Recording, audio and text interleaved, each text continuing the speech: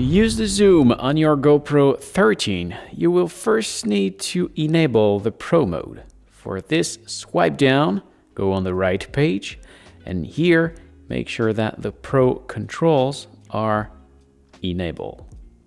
And then reach the menu just right here.